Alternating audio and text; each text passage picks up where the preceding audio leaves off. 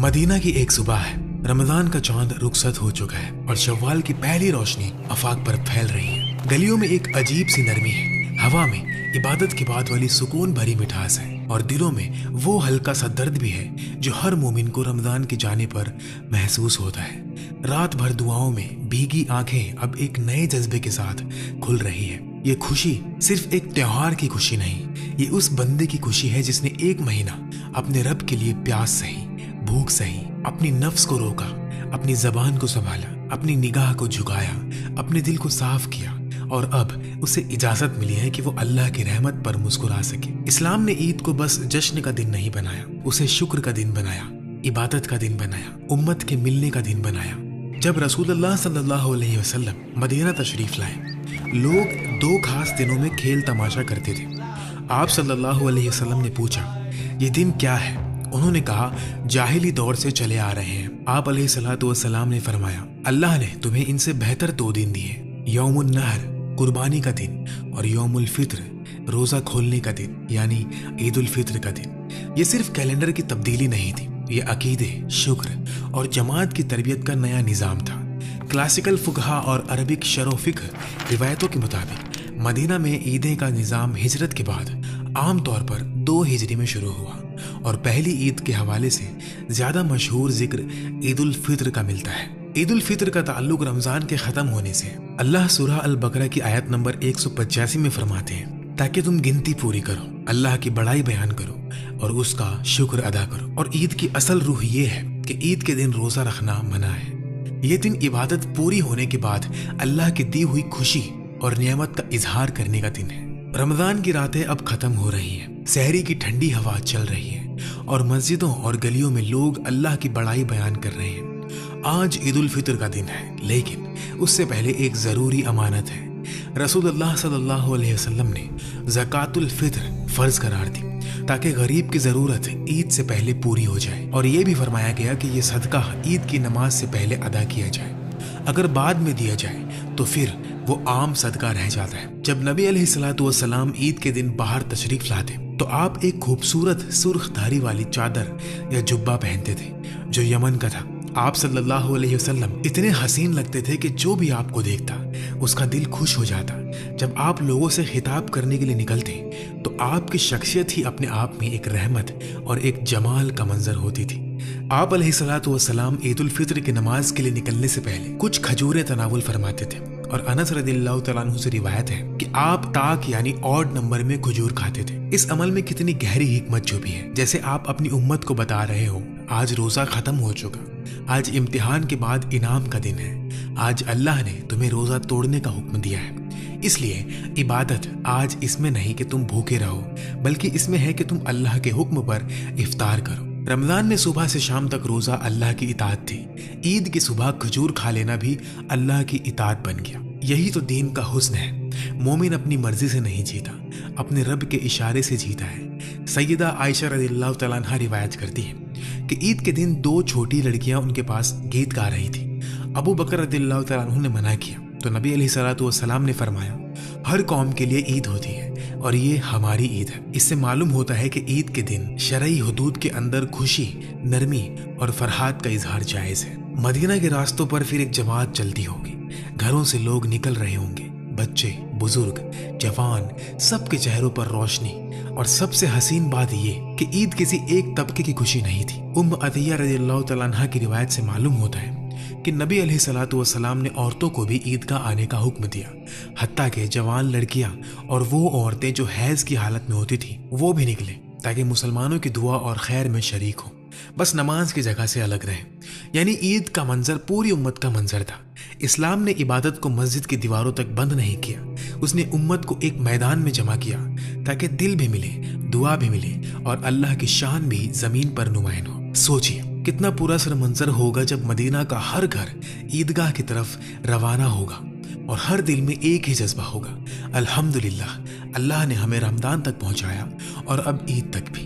और फिर वो तकबीर की आवाज़, अल्लाहु अकबर, अल्लाहु अकबर, अल्लाहु अकबर, ला इलाहा इल्लल्लाह, اللہ اکبر اللہ اکبر وللہ الحمد۔ عید کی روح ہی تکبیر ہے۔ رمضان کے آخر میں قرآن نے ہدایت دی کہ تم گنتی پوری کرو اور اللہ کی بڑائی بیان کرو اس پر کہ اس نے تمہیں ہدایت دی۔ عید کا دن اصل میں بندے کے دل کو ایک بات یاد دلاتا ہے، تم نے روزہ رکھا لیکن قوت اللہ نے دی، تم نے قیام کیا لیکن توفیق اللہ نے دی، تم نے قرآن پڑھا لیکن ہدایت اللہ نے دی، تم نے دعا کی لیکن سننے والا اللہ تھا۔ اس لیے عید کی صبح کپڑوں سے زیادہ تکبیر سے سجتی ہے۔ گھر سے نکلتے ہوئے رستے میں عیدگاہ تک ہر طرف اللہ کی تکبیر، اللہ کی کبریائی گونجتی ہے۔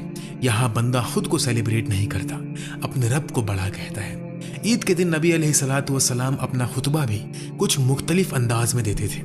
آپ علیہ الصلوۃ والسلام لوگوں کے زیادہ قریب ہوتے، ان کے درمیان رہتے، ان کے پاس چل کر جاتے اور انہیں اللہ سبحانہ و تعالیٰ کی یاد دلاتے۔ یعنی عید کا دن صرف کھانا پینا، ہنسنا بولنا اور دنیا کی خوشی کا دن نہیں تھا، بلکہ اللہ کی عبادت پر خوشی منانے کا دن تھا۔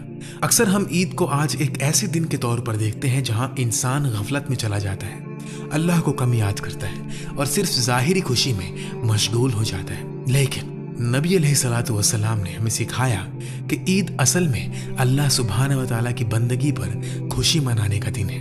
یہ اس عبادت کا جشن ہے جو بندے نے اللہ کے لیے کی اور پھر اللہ نے اس پر اپنا فضل کیا۔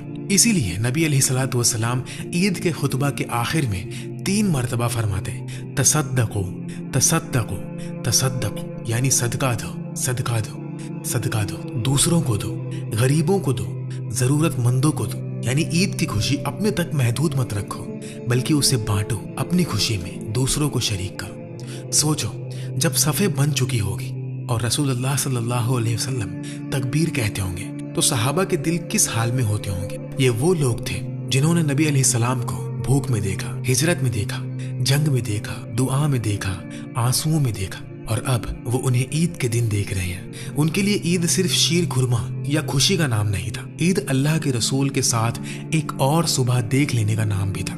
ان کی عید میں محبت تھی، ادب تھا، سنت سے لگاؤ تھا۔ وہ دیکھتے تھے کہ نبی علیہ الصلوۃ والسلام نماز سے پہلے کھا کر نکلتے ہیں، وہ بھی ویسا ہی کرتے۔ وہ دیکھتے کہ آپ ایک راستے سے جاتے اور دوسرے سے واپس آتے، وہ بھی ایسا ہی کرتے۔ ابن عمر رضی اللہ تعالیٰ عنہما سے روایت ہے کہ وہ عید کے لیے ایک راستے سے جاتے اور دوسرے سے لوٹتے اور بتاتے کہ نبی علیہ الصلوۃ والسلام کا بھی یہی عمل تھا۔ اس میں بھی کتنی خوبصورتی ہے۔ عید صرف عیدگاہ تک جا کر نماز پڑھ لینا نہیں، بلکہ شہر کی فضا میں اللہ کی نشانیوں کو پھیلا دینا ہے۔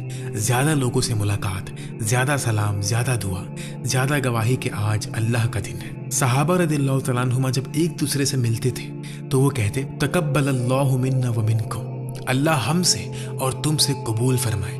تو ذرا غور کرو کتنی گہری بات ہے۔ آج ہماری زبان پر اکثر عید مبارک ہوتا ہے، لیکن صحابہ کے دل میں قبولیت کی فکر ہوتی تھی۔ انہیں پتا تھا کہ رمضان کا اصلی سوال یہ نہیں کہ کتنے روزے رکھے، اصلی سوال یہ ہے کہ کتنے قبول ہوئے۔ اصلی ڈر یہ نہیں کہ عید آ گئی، اصلی ڈر یہ ہے کہ کہیں ہم ان لوگوں میں سے نہ ہو جنہیں صرف بھوک ملی، اجر نہیں ملا۔ اس لیے ان کی عید مبارک بعد بھی دعا تھی، عبادت تھی، اخلاص تھی۔ وہ ایک دوسرے کو یاد دلاتے تھے، خوشی مناؤ لیکن قبولیت مانگنا مت بھولو۔ نبی علیہ الصلوۃ والسلام کی زندگی میں کئی عیدیں ایسی بھی آئی ہوں گی جب گھر میں سرگرمی کم تھی، سامان کم تھا، لیکن برکت بہت تھی۔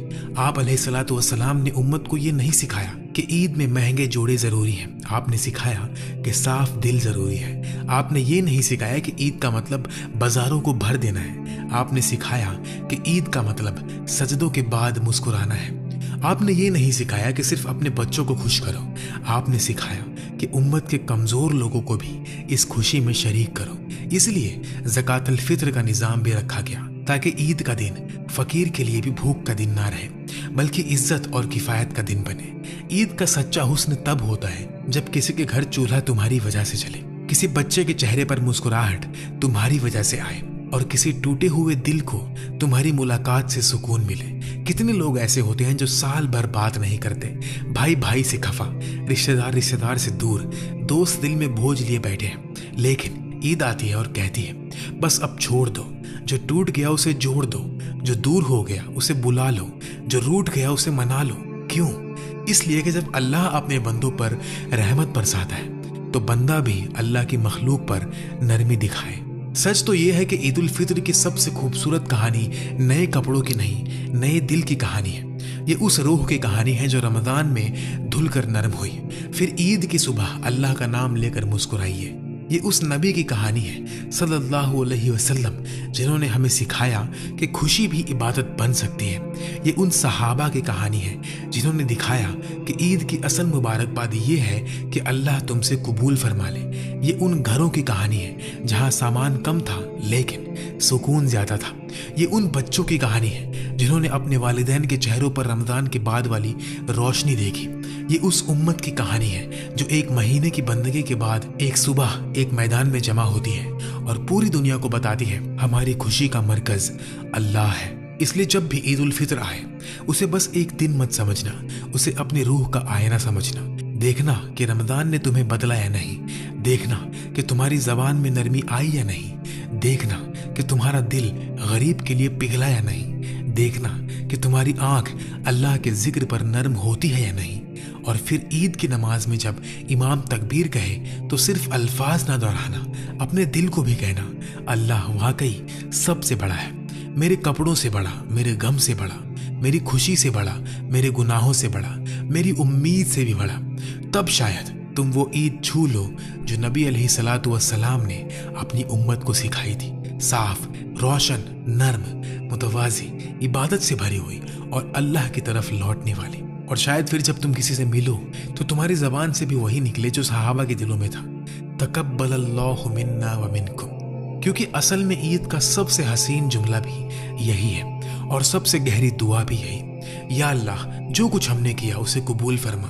رمضان چلا گیا لیکن تو نہ جا، روزہ ختم ہو گیا لیکن تیری رحمت ختم نہ ہو، عید کا دن ڈھل جائے لیکن تیری یاد دل سے نہ نکلے، اور جب اگلی عید آئے تو ہم صرف زندہ نہ ہو، ہم تیری نظر میں بہتر بھی ہوں۔ تو اس سال جب عید آئے اسے صرف منانا مت، اسے محسوس کرنا، صرف پہننا مت، اپنے دل کو بھی سجانا، صرف کھانا مت، شکر بھی کرنا، صرف ملنا مت، معاف بھی کرنا، صرف ہنسنا مت، دعا بھی دینا، اور صرف خوش نہ ہونا، اللہ کا بننا۔ کیونکہ اصل عید اس کی ہے جو رمضان کے بعد بھی اللہ والا رہ جائے۔